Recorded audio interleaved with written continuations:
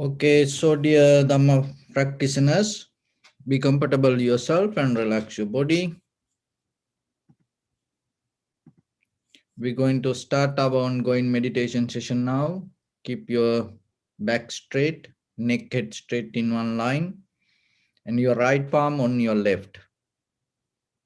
And gently close your eyes, please. And focus your mind to this bell sound. So while you focusing to the sound, mentally relax your body, relax your mind, relax your breathing with your thoughts. Do nothing extra. Just follow the sound, please.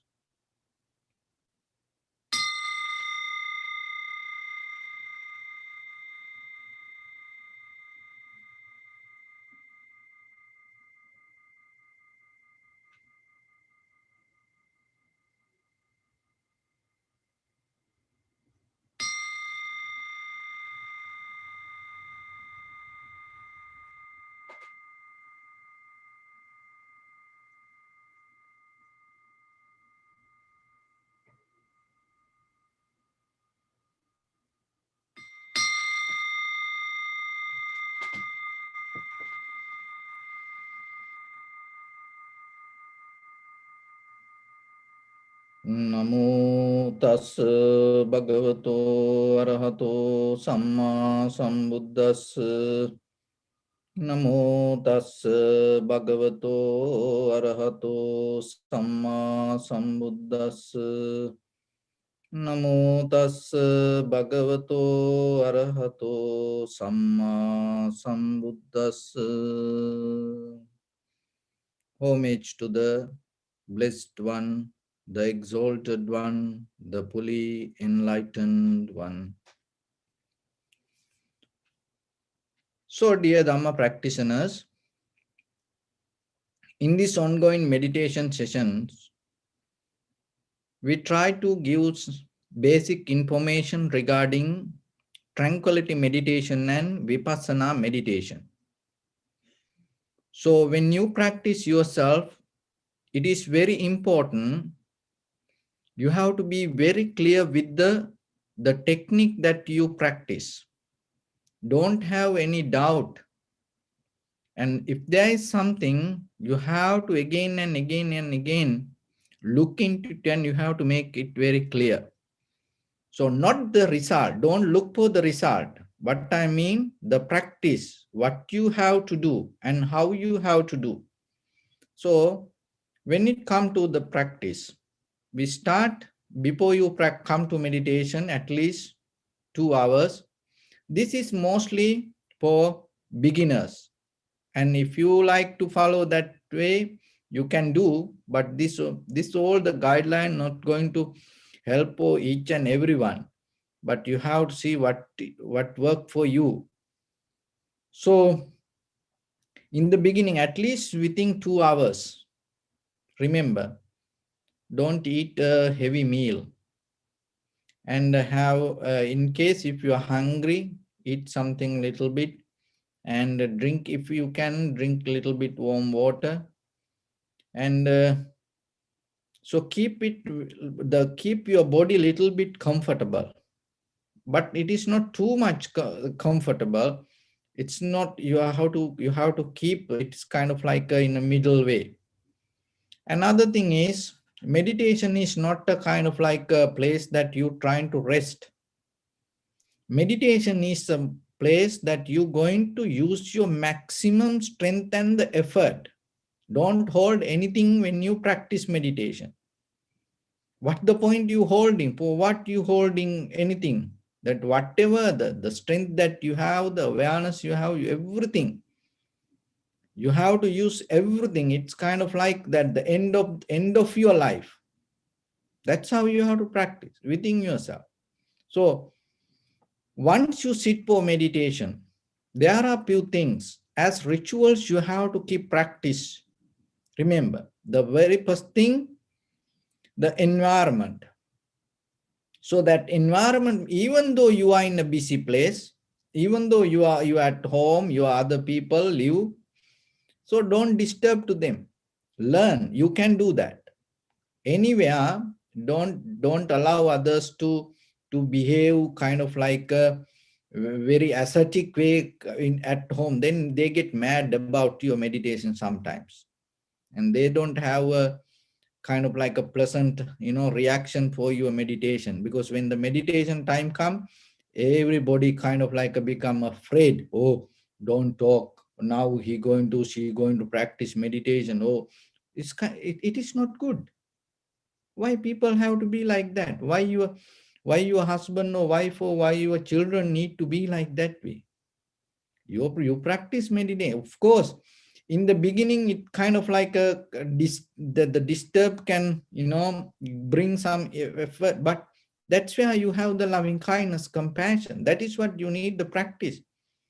If anybody don't disturb, why you need life loving kindness? If everything good, you don't need this anything. So then have understanding when somebody disturb, or when if somebody behave in their own way, have the compassion, but little by little bring your attention to your meditation. So if it is possible, I will have a calm place, comfortable place. But when you sit for meditation, this is very important. Get out of the idea of that this is my territory, this is my house, this is my place. Get out of it. Like you sit for meditation, your sitting is kind of like you are in the middle of the forest, like that. So that is important. Another thing is, get out of your self identity. I am the husband, I am the wife, and I am the father, I am the mother, I am the child. Get out of that self identity. Become kind of like a nobody. Don't create somebody. So get out of it. That, because that is where you can get a bird eye view regarding yourself. Another thing is, the third important thing, and you have to be more humble.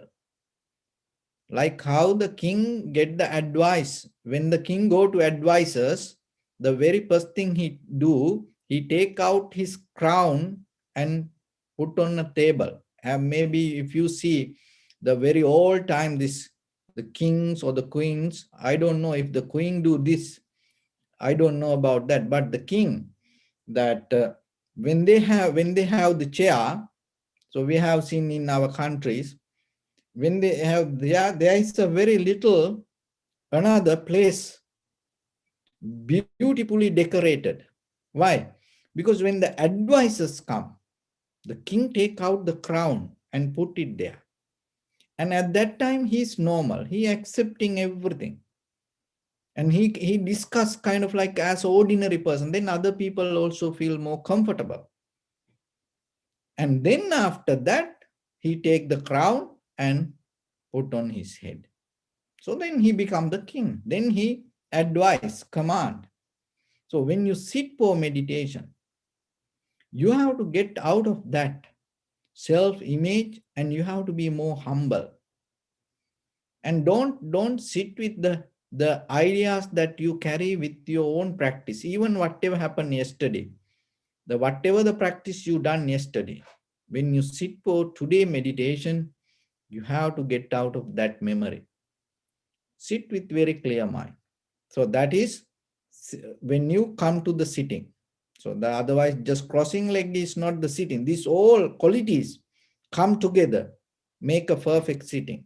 And the posture. So when it comes to the posture, keep your back straight, neck, head straight in one line. And time to time, look yourself, watch yourself, how your posture. Because sometimes when you focus to in front of your nose and your upper lip area, that because that our eyes and our brain has a connection, and wherever you look, you naturally, your body start to go that way. So once you start to do this way naturally, your head start to move forward for some people.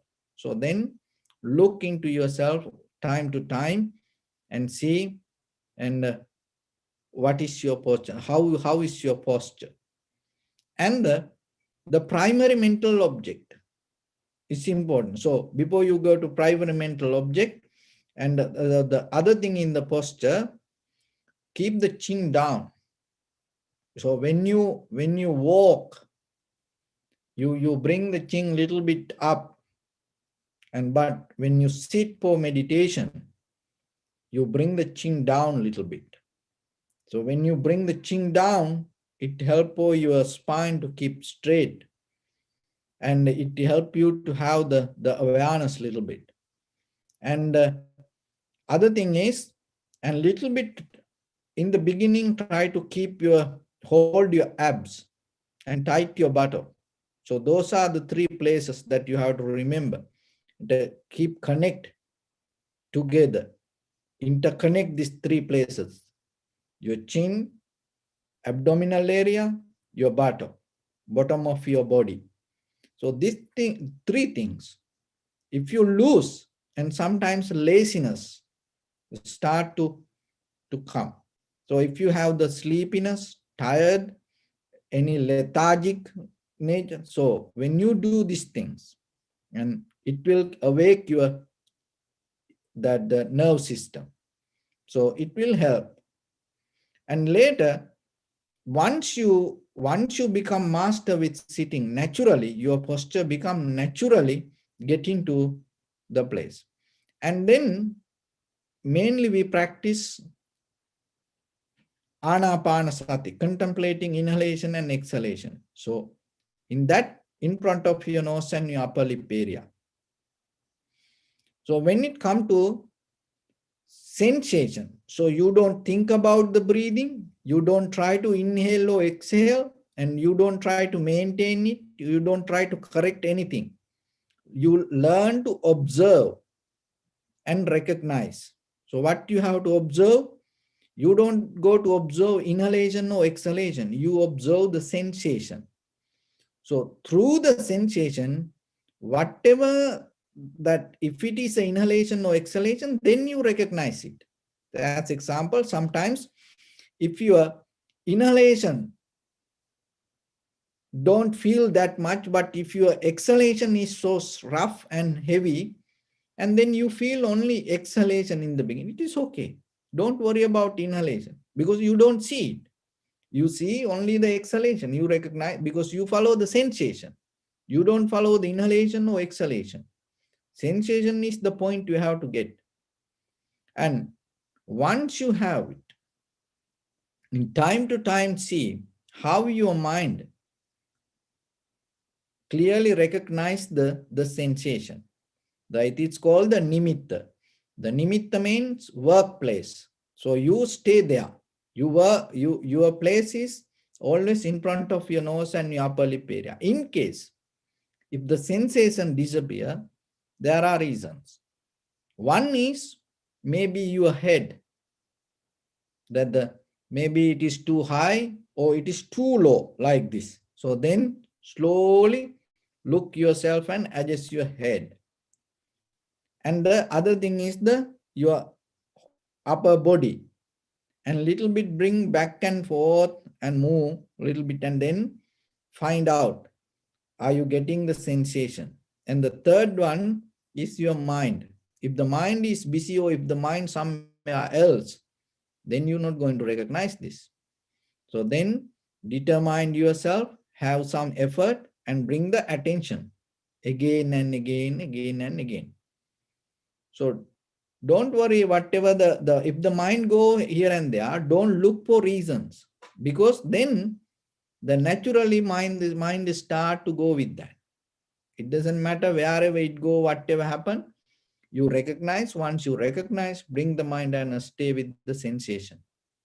And once you get into the sensation and follow the sensation in the beginning, this is inhalation, this is exhalation, recognize separately. And then follow the entire continuation of the inhalation, exhalation. This is the beginning, middle, end. And also depth and the length. Some become shorter, longer, heavy, soft, so like that. Each and every inhalation, exhalation unique. So observe, recognize. That recognition is very important for your future practice. Because this is what bringing you, take you to the clarity and recognition. What is this nature? And when you observe this way, sometimes your mind, your body, your breathing become more calm down and relax. So don't go with it, because suddenly if you feel you feel so comfortable and you try to hold it to that comfort, don't do that. Just keep focused to the sensation. And sometimes mind kind of like come to a blank and nothing. Don't kind of like get disturbed out of it. Just keep focused to sensation. And then the mind start to play the game. And in the very beginning, what is happening, very reason memory start to pop up. Why? Now your body calm down and you don't do any action. Your eye, ear, nose, tongue, body, the consciousness slow down. Then the memory start to bring the role, play the role. So sometimes the very reason memory can pop up. Don't go with it. Whatever come to your mind, don't react, come back to the sensation. So then sometimes very old memory can pop up, like 10 years back, 20 years back, whatever happened. Then suddenly come, maybe some friends suddenly come, whatever happened. And the very old thing, and sometimes with people think, oh, I start to get my memory back. Oh, that is a result of, no, it is that is how the mind play the game. This all in your mind. So don't go with it. And the third way, the mind can play, and sometimes even in the previous lives, memory can pop up. All the sansaric memory can vomit. Why? Because now you don't react to the very recent memory and very old memory. And then sometimes suddenly it can happen. This sanskara, this roots, clays, this everything in us. So it can pop up. So how? As example, in the previous life, you are a bird. And now you practice and your mind, because now your body calm down, relax. And then suddenly you feel like you flying. And then you think, oh, I am getting some kind of dhyana. You're not dhyana. You caught up with your own sansaric journey. So like that. And sometimes maybe you are an elephant, or maybe you are a king, or maybe you are a queen, or maybe you had a very luxurious life and enjoying all the sensual pleasures. Now when you practice meditation, your whole body start to feel kind of like you are having so much fun around the people or around the things. So don't go with it. Because you already had it. If you go with it, you are kind of like a cow. You vomit it and you enjoy it. You vomit it, enjoy. Don't do that. So we're not going to do cow meditation. So that's why we're not going to go with thoughts. So how you can do them? Get out of it. Stay with the sensation. That's why you need the nimitta. It's anchoring you. It harboring your mind towards so once you get out of it, from your mind, again your body, your mind, your breathing start to become deeply calm down all together. And after that, your body, mind, breathing start to work as one. So that is where the tranquility state happen. So in the beginning, what happening? Once you get into the tranquility state, so your sensual pleasures, kama chanda. So now we entering to settle down, calm down, shut down, release 5 hindrance. So the first one, kama chanda. Kama chanda means with your eye, ear, nose, tongue, body, mind, with self-centered desire, you have the desire to find the satisfaction. Now you calm down your mind, body, breathing, come together, you completely feel more joy, happiness, relax, and comfort within your own mind. So that pleasure, that happiness is higher than these sensual pleasures. Why? Because for the sensual pleasures, look, even watch TV, you have to buy cable, you have to play, you have to buy a TV, you have to pay money, and you have to pay for the electricity. This, it is not easy. Even listening to music or listening to something, it's you have to pay for this all, and it's end of the month, this all enjoyment becomes suffering. But this is beyond that all. So now you feel kind of that beyond the sensual pleasures, you start to feel more comfort in you. So then the karma chanda slowly disappear. Practice point of view, just on the surface level, I just giving these examples. So, and then once the sensual pleasure release from you, when the desire release, what happening? No resistance. Nothing can come against, or there is nothing to go against. So that is where the vyapada, anger, release from you. And the thinamidda, sloth and thoughtful, the laziness, sleepiness. So now you completely, your body, mind, breathing. Remember in the beginning, body, mind, breathing came together. You feel this whole body as one. You energize in that moment, and you feel, you enjoy it. You have the satisfaction, preeti, the comfort. So when you are in happy mood, you don't feel sleepy. So that is where that release. You don't feel lazy. That is where it release from you. See, these all thoughts. This nothing kind of like inside something. This all condition of when the thoughts change, other things disappear. And uddacha kukucha.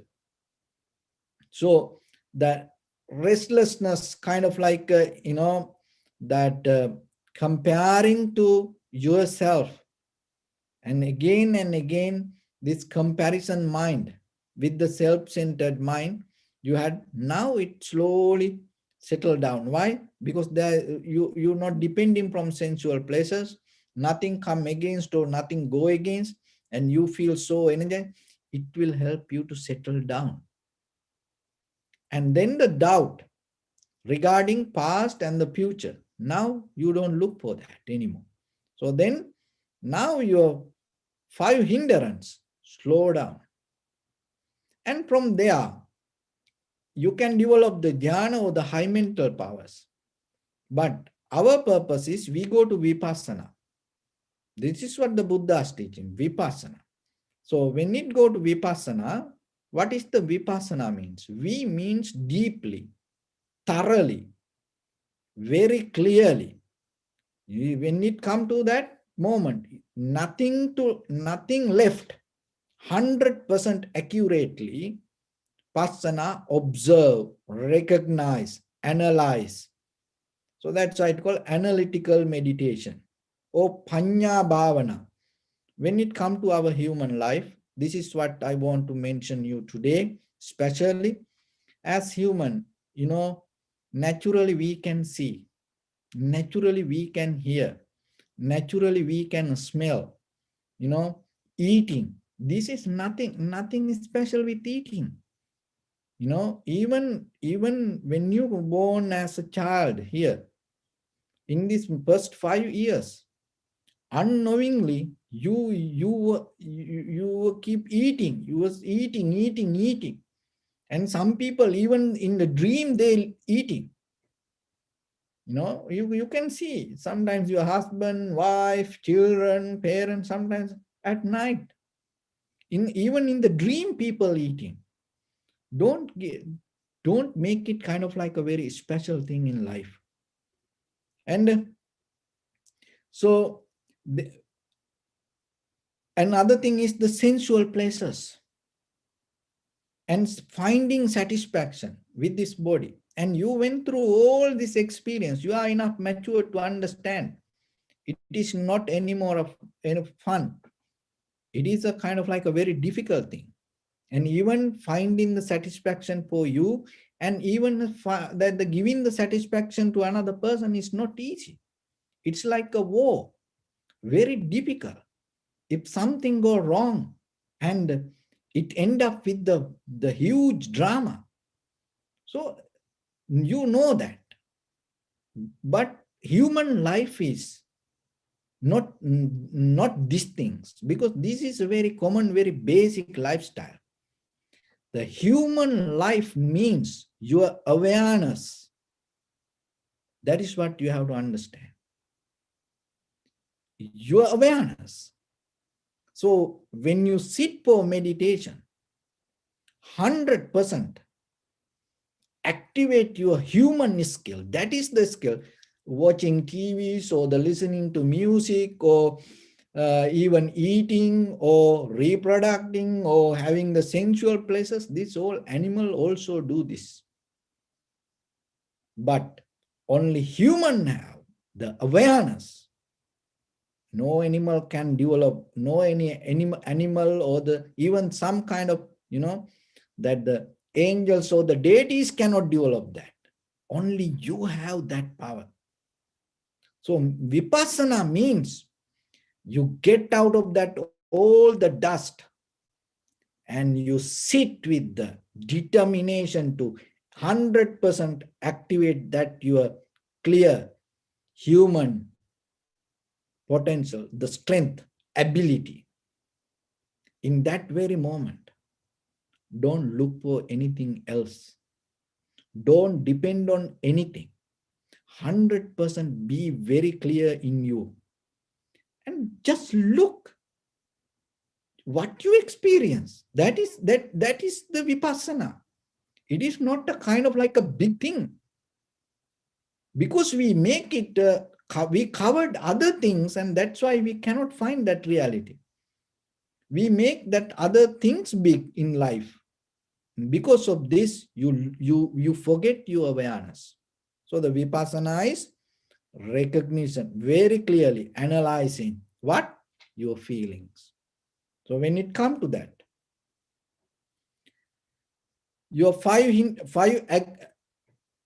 aggregates, those are the combination of life: form, feeling, sensation, formation, recognition. You can access to that through your body, through your feeling, through your mind, and through the phenomena, or the dharmata, or the nature, or the four elements, or any system in our body. So form, feeling, sensation, formation, recognition. That is what called living. You have to recognize the impermanent, unsatisfactory nature, selflessness within these all five aggregates. Once you're able to recognize that, when the form arises, how the form change, and what is the unsatisfactory nature means whatever that arise, it cannot bring the same thing again, and it itself change. That change, because of that change, it has unsatisfactory nature, and it has unsatisfactory nature. Because of that, it is selfless. Feeling, you recognize feeling, and you see how the feelings change. You now deeply observe. You don't go here and there. Now you deeply, because your mind already tranquilized, and you observe the feelings and recognize how the feelings change. And that because of that change, the whatever that you get as a result of that feeling, that also change. And because of this, it itself rising, itself disappearing. There is nothing interfere in the middle. And the sensation, so the depth and the length of the feeling is sensation. And then you recognize that also have the unsatisfactory nature, selflessness, and the change. And the sanskara. So whatever that your past experience interfering with this recognition, without that past experience, you cannot experience something in the conventional level, because you have kind of a set up memory, and whatever you recognize with your eye, ear, nose, tongue, body consciousness, that memory help you to recognize it. So that recognition also, according to whatever the perception, that also change.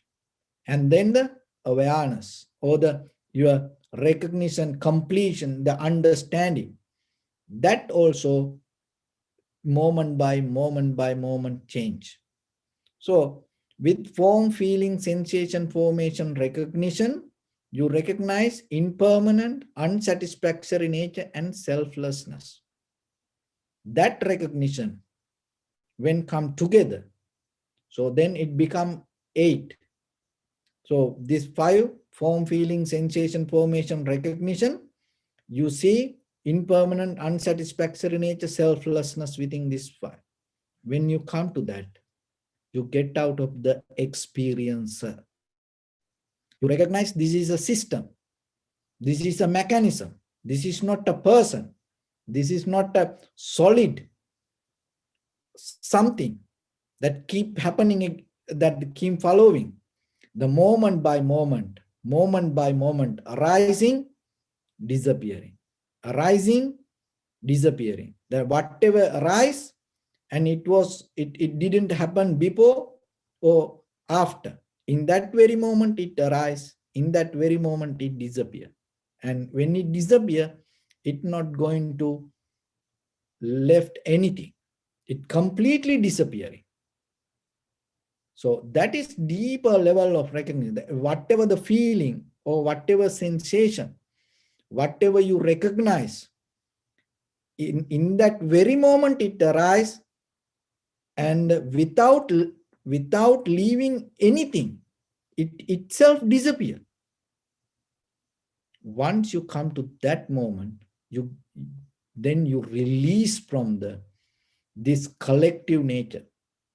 So form, feeling, sensation, formation, recognition, you can access to that through kaya anupassana, contemplating the body, vedana anupassana, contemplating the feelings, and chitta anupassana, contemplating the mind. Dhamma anupassana means, another way, this body, feeling, mind, these 3 things interconnected. Seeing that system called Dhammanupassana. And another thing is, this body has a 4 element: heat, motion, liquidity, and hardness. Recognition, that also Dhammanupassana. Another thing is, we have the systems: digestive system, blood circular system, breathing system. So this thing, recognizing this, also come to Dhammanupassana. So there are different ways that you can get into that truth. What is the form, feeling, sensation, formation, recognition, right, change, unsatisfactory nature, selflessness. So once you come to that deeper experience, that is where your liberation happens. So this is the path that you go. In the important thing in the Theravada tradition, so this very clearly, that it shows step by step how it is happening. There is no miracle. There is no somebody need in the middle. There is no anyone's initiation or any miracle power or any deva, unseen power come to the middle. Now you see how the development of the mind itself take you to understanding or the wisdom. So that is where that we keep going. So Whenever you have time, and try to recognize this path little by little, little by little, and at the same time, the most important part is practicing. We can talk many days, but practicing yourself and recognizing something for a 1 minute within your own mind is important than all the Tripitaka. So then let's practice a little bit. So bring your right palm to your left, neck get straight in one line, and be comfortable with your posture and bring your attention to your body. Scan head to toes 3 times yourself and say Supatveva, or may I be well and happy. 3 times.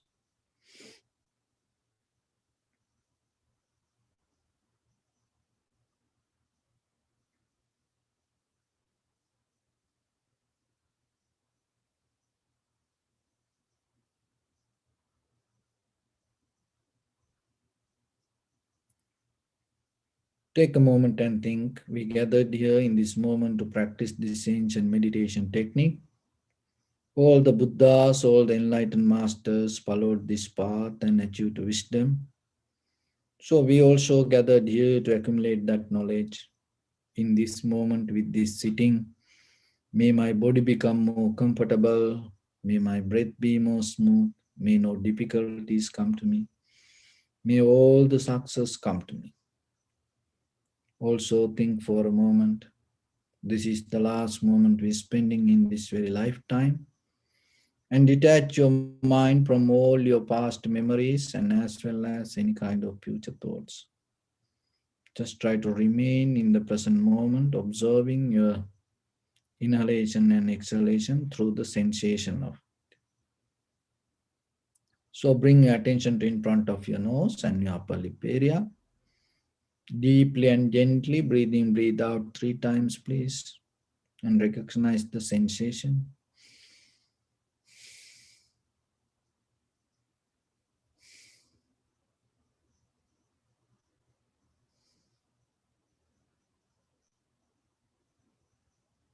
Just allow your inhalation, exhalation to happen itself. Recognize this is inhalation, this is exhalation through the sensation.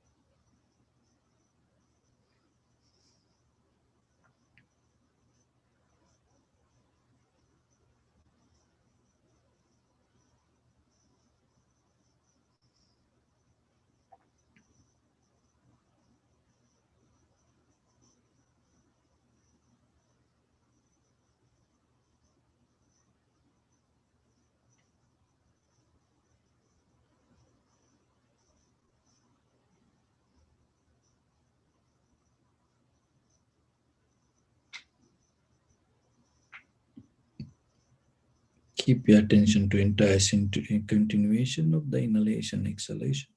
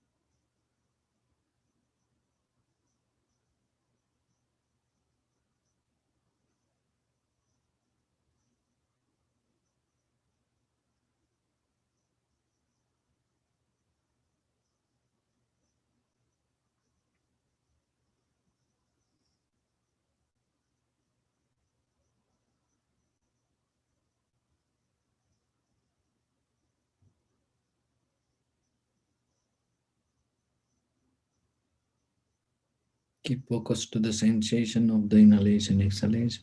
Don't look for any other details. Just see how the sensation change in unsatisfactory nature and selflessness within each and every inhalation, exhalation.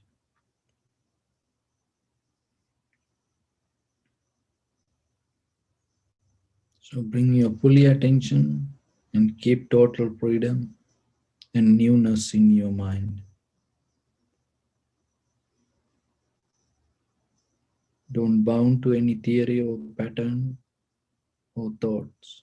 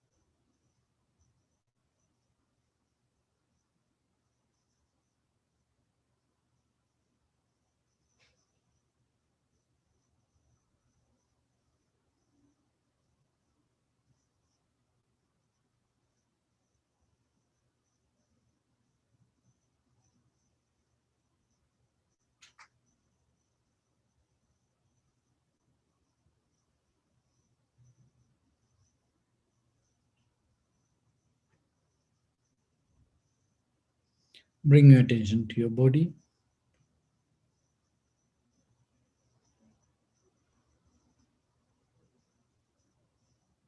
Observe your posture.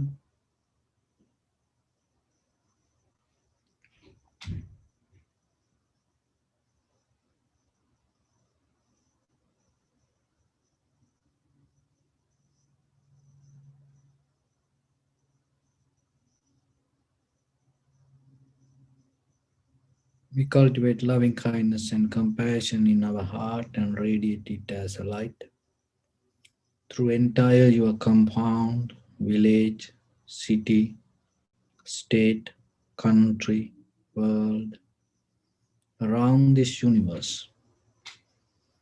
Also, as far as you can, through galaxies, other planets, stars, reminding yourself like this. So, with clear intention, mentally repeat after me.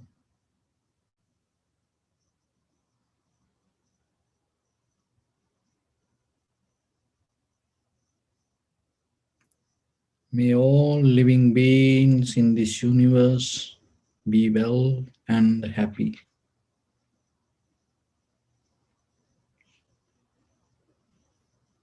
May everyone be happy and safe. And may their hearts be filled with joy. May all living beings live in security and in peace.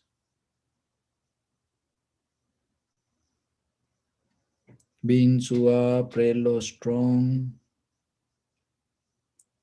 tall or short, big or small, visible or not visible, near or far away, already born or yet to be born. May all of them dwell in perfect tranquility. Let no one do harm to anyone. Let no one put the life of anyone in danger. Let no one out of anger or ill will wish anyone any harm.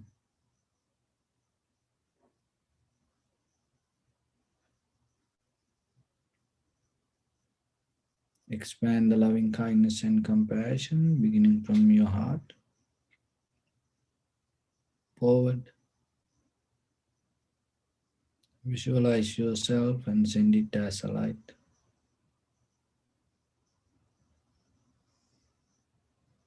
to your backside,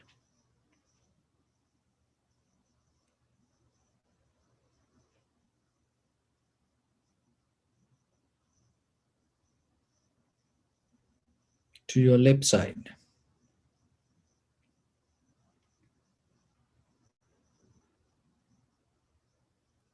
and to your right side.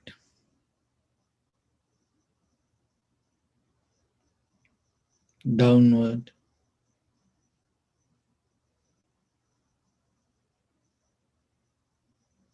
and upward.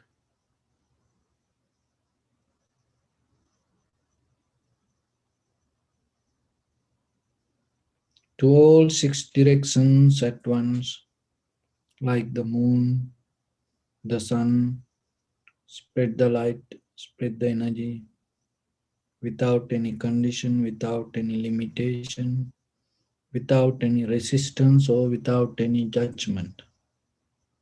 Let your heart to shine with the loving kindness and compassion from the bottom of it, with the maximum effort to the highest, wishing yourself, may all living beings in this universe be well and happy.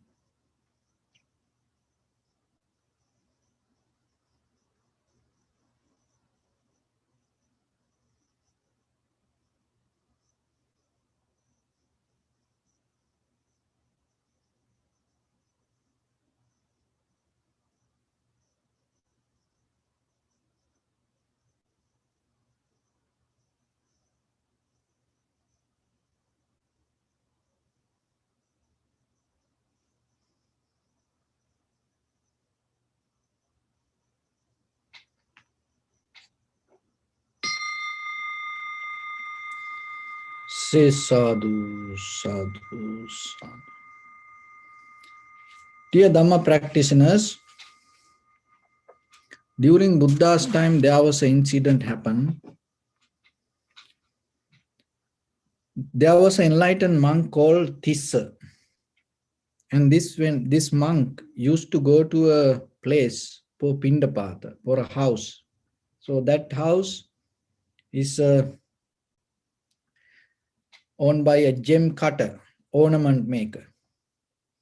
And 12 years, this venerable monk, this enlightened monk, Venerable Tissa, used to go for Pindapata because that people invited to that monk, please every day come for our house. So he accepted that the invitation, and then 12 years he used to go. So the monk used to be very familiar for that house. So what happened? One day, the monk was coming from that side, and then at the same time, the King Bimbisara, sent one of his soldier with the red gem to give it to this gem cutter and make an ornament like a ring or something. So the both reached to the home at the same time, the monk and the soldier from the palace. And this gem cutter, this person came forward, and he know the monk is very familiar and need to offer the dana, but this person coming from the palace, and it's a king order. So then he talked to the soldier, and the soldier gave the gem. And at the same time, what he was doing at home, he was cutting some meats for cooking, and he had blood in his hand. So with that blood, he took the gem and then put somewhere on a table and then worshipped the monk. And the soldier went and he uh, worshipped the monk, and then he forget to take that gem, and he went back inside the house. So then what happened? In that house there was a bird. So these people used to feed meats, and with the blood, that red gem was on the table. This bird came and it thought it is a kind of like a meat maybe, and it took the gem and slow it. So then what happened? The monk saw this, and then they bought the dana and offer it to the monk. Then the person remembered the gem, and he looked at the gem, but he couldn't find it. And then he thought, because no one came, monk was in front of the house, and no one came. Even the soldier went back, and he knew, few minutes ago that he put the gem on the table. Now it disappeared. So he thought this monk took it. And he asked. The monk told, no, I didn't take it. But he didn't believe. Then what happened? He started to beat the monk.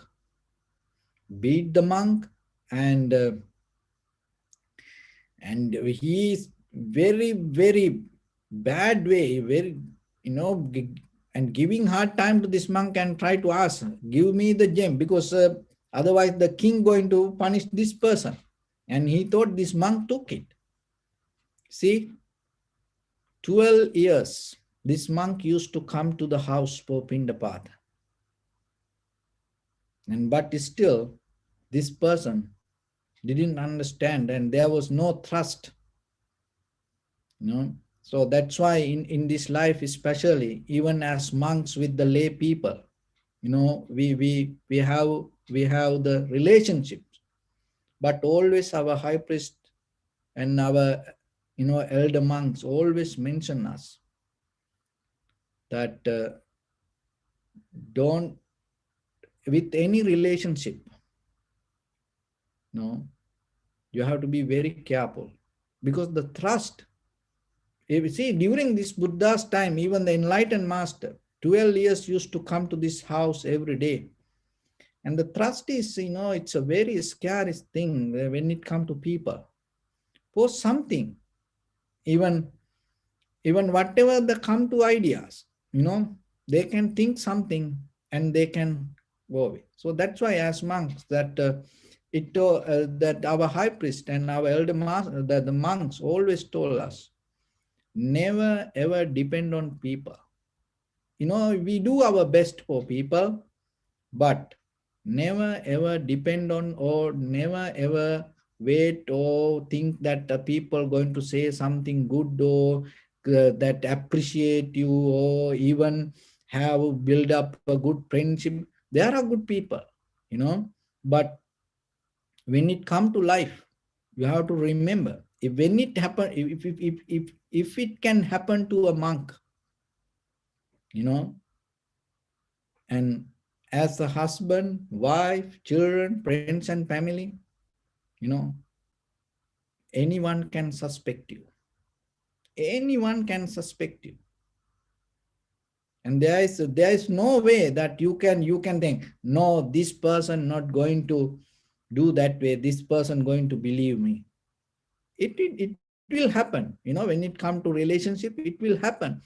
Of course, there are some good, relationship, the trust you build, but it is your responsibility. Don't depend on it.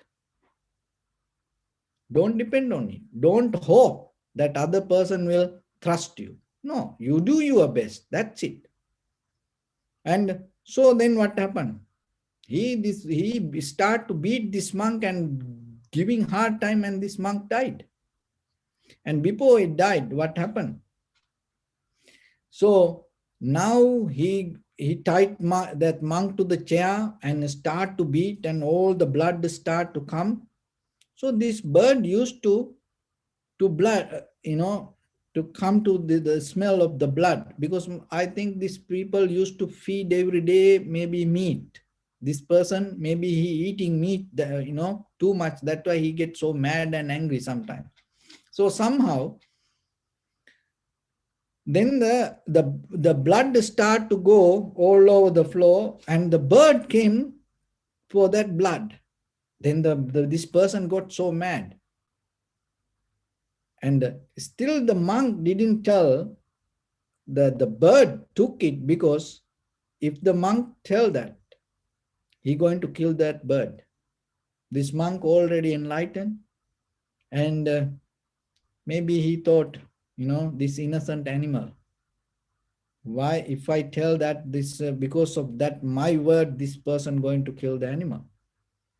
And so somehow, what happened, when the bird came and tried to, drink the blood, this person got so mad about even the bird and kick the bird. See, when you get mad, when you get angry, it doesn't matter how, what the relationship that you have.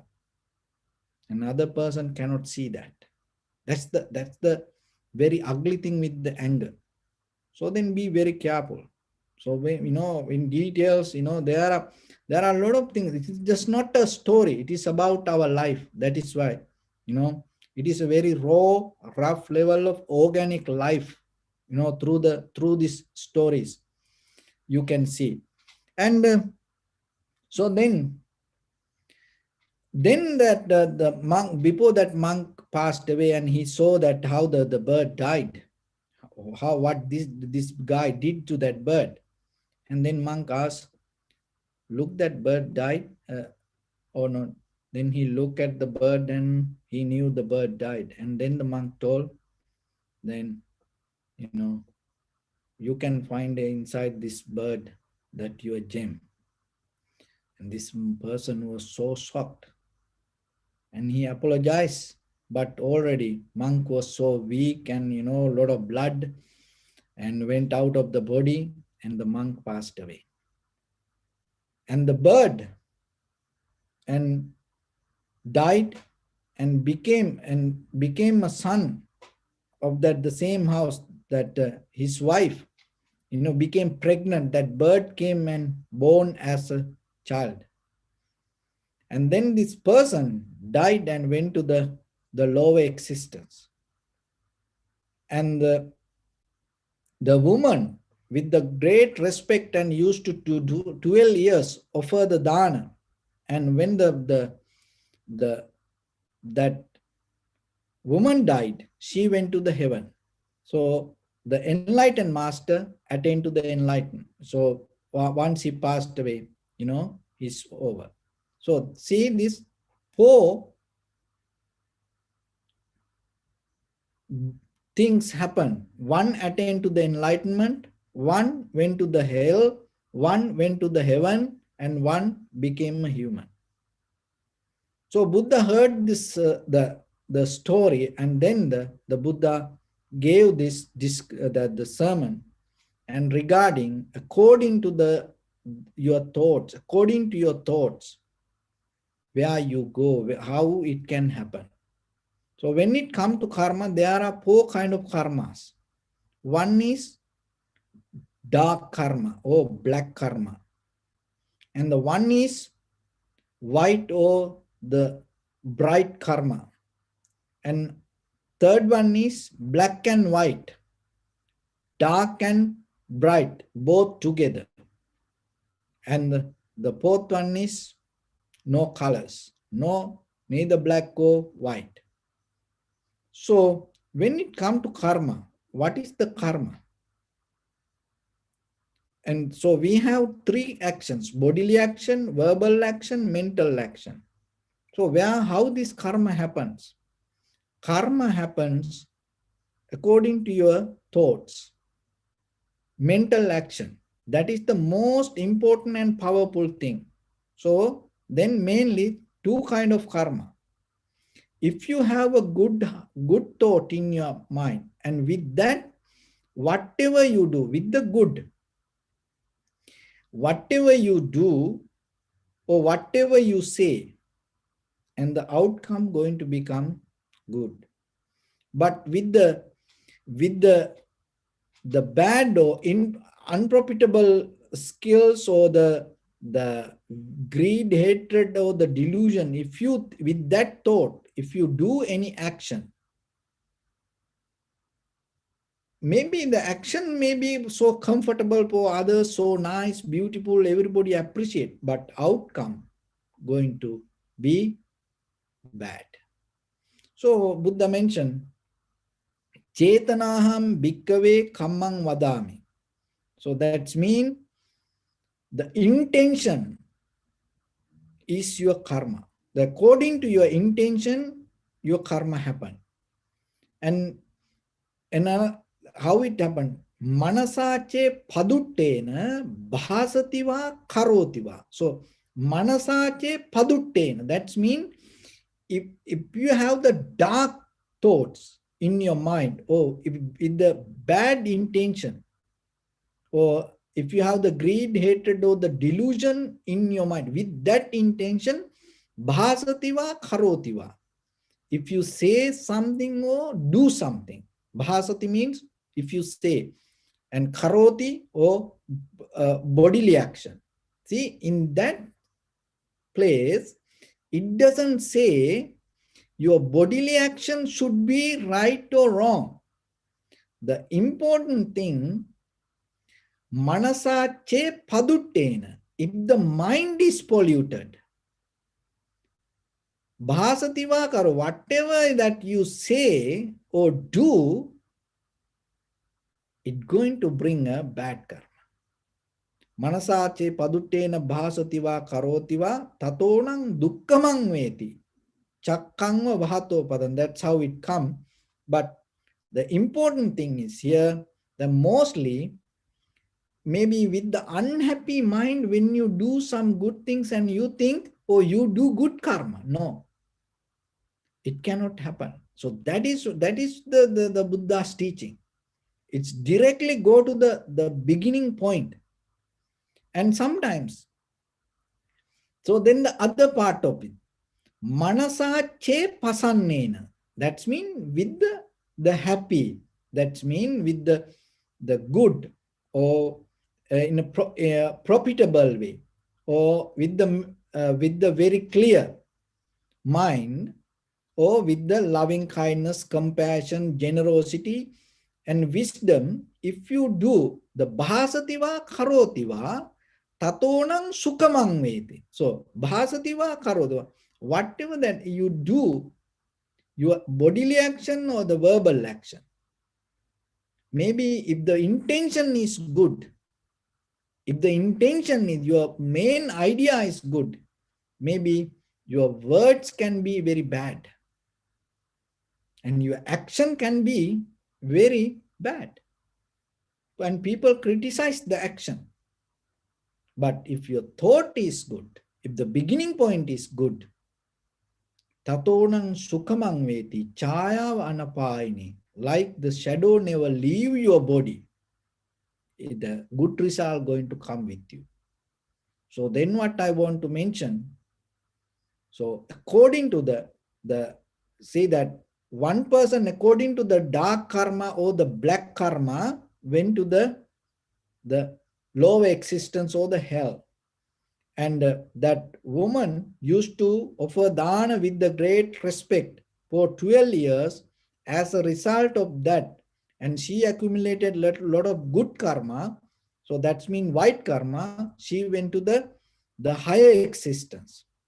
And good and bad both together, that bird and through the samsaric journey, accumulated some, and then as a result of some bad karma, it became animal, but then it has opportunity to get out of it and then attain to the human existence.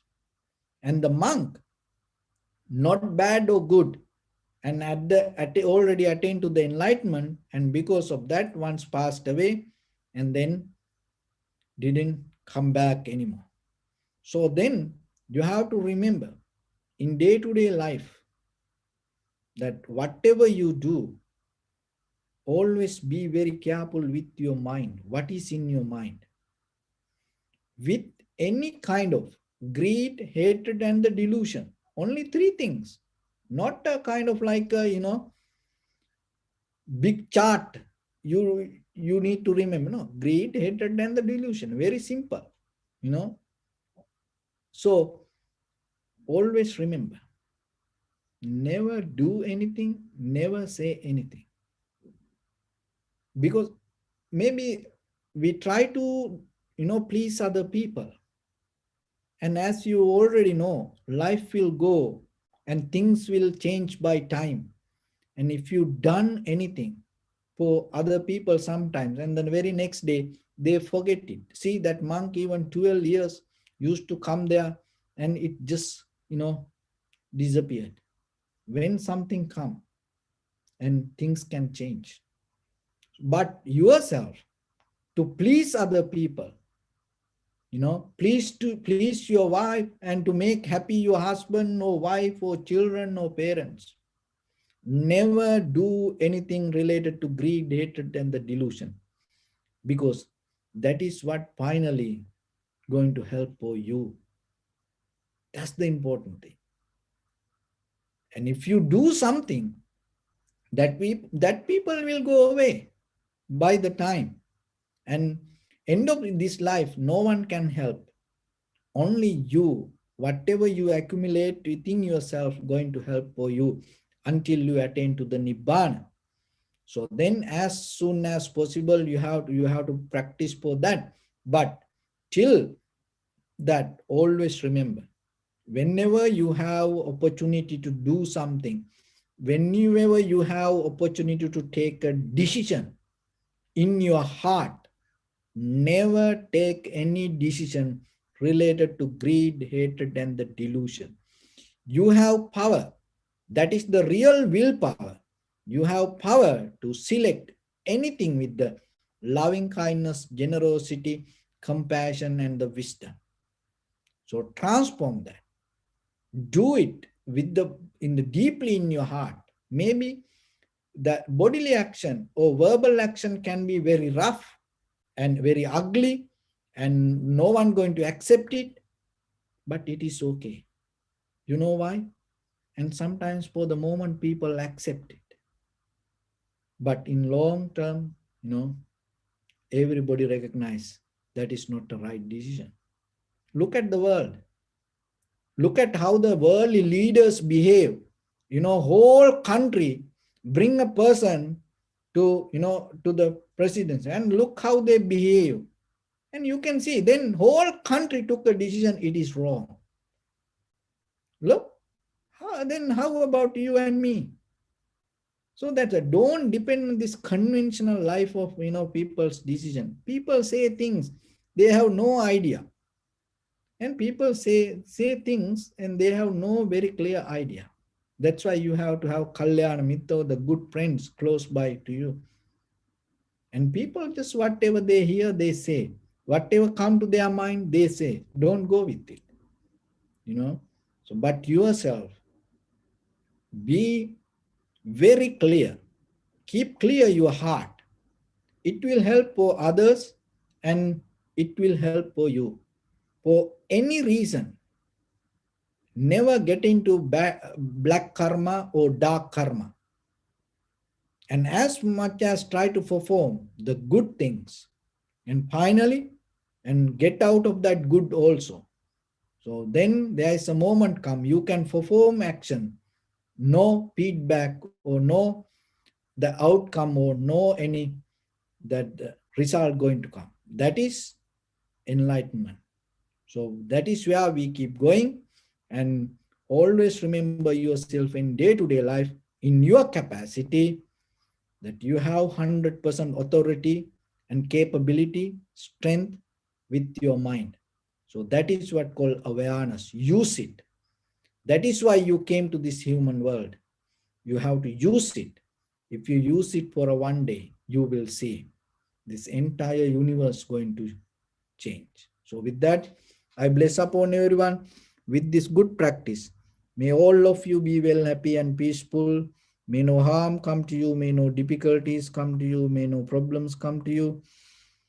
May you also have the patience, courage, understanding, and determination to meet and overcome inevitable difficulties in your life during this time period. May everyone stay healthy and safe. And finally, may all of you attain supreme bliss of Nibbana. Sabbityo vajjantu sabbarogo vinasatu mate bhavatantarayo sukhiti gayuko bhava.